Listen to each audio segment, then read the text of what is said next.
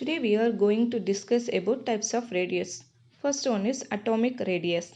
It is defined as the distance between the center of its nucleus and the outermost shell. Outermost shell is penultimate shell containing the valence electron. See the diagram. The center positive charge is nucleus of the ion, electron present in outermost shell. The distance between nucleus and electron is known as atomic radius. It is not possible to measure directly because the exact position of an electron in an atom has no sharp boundaries. Then isolation of individual atom is difficult. Except for noble gases, usually atomic radius is referred to as covalent radius or metallic radius, depending upon the nature of bonding between the concerned atom. Therefore, atomic radii are divided into three types. There are covalent radius, metallic radius, van der Waals radius. The second one is covalent radius.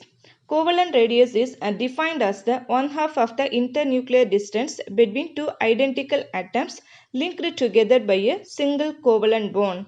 See the diagram.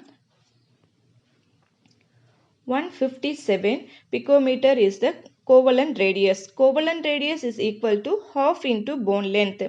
Bond length is internuclear distance between two bonded atoms. The formation of covalent bond involves the overlapping of atomic orbitals and it reduces the expected internuclear distance. Therefore, covalent radius is always shorter than the actual atomic radius. Third one is metallic radius. It is defined as the one half of the distance between the two adjacent metal ions in the closely packed metallic crystal lattice. In a diagram, 186 picometer is metallic radius. It erases two adjacent metal atoms. The radius depends on the nature of the atom as well as its environment, specifically on the coordination number, which in turn depends on the temperature and applied pressure.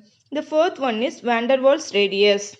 One half of the distance between nuclei of two non-bonded isolated atoms. See the diagram. The dotted short line indicates the van der Waals radius as the long line is the diameter. It does not being covalently bonded the atoms, it must also not be of the same molecule. The term incorporates the intermolecular forces, that is dipole-dipole, and is therefore useful in determining how molecules pack in solid. Then van der Waals radius is measured for two non-bonded atoms in the crystal of a molecule. It is generally greater than covalent radius for a given element. Fifth one is ionic radius. It is defined as the distance between the nucleus of the ion and point up to which it exerts its influence on the electron cloud of the ion. See the diagram.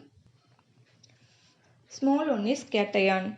The cation, which is an ion with a positive charge, it has fewer electrons than protons. The loss in an electron will consequently result in a change in atomic radii in comparison to the neutral atom of interest. The loss of an electron means that there are more protons than electrons in the atom. This will cause decrease in atomic size because there are fewer electrons for the protons to pull towards the nucleus and will result in stronger pull of the electron towards the nucleus.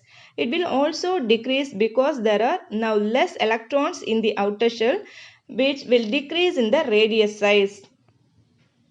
On the other hand, an anion will be bigger in size that of the atom it was made from because of gain of an electron.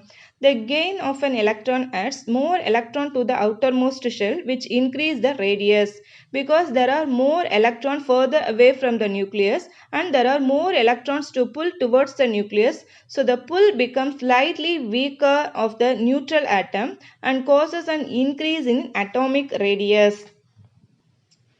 So the inter-ionic distance is sum of the ionic radii of cation R plus and anion R minus. So D equal to R plus plus R minus. The next one, variation of atomic and ionic radii in a period and group. Atomic and ionic radii decreases from left to right across a period for normal elements. In a period, electrons are added to the same quantum level While nuclear charge increases by 1, this increase in nuclear charge is responsible for the attraction of electrons towards the nucleus. Therefore, covalent and ionic radii decreases when we move from left to right in a period. In any period, the alkali metal have the largest size while the halogens have the smallest size. In the case of a transition element like D-Black elements, the additional electrons goes to the penultimate shell n-1. Therefore, increase in size is only to a small extent along a period. Then in a group, on moving down a group, regular element both atomic and ionic radii increase with increase in atomic number. When we move down a group, electrons are added to new quantum level. The number of shell increases, therefore atomic size increases. In the case of D-Black elements, the second and third row transition elements have nearly same atomic and ionic radii. Due to the lanthanide contraction, the post-lanthanide element have smaller size. So in this video, we discussed the atomic radius, covalent radius, metallic radius, van der Waals radius, and ionic radius. Finally, variation of atomic radius and ionic radius in a group and period. Thank you.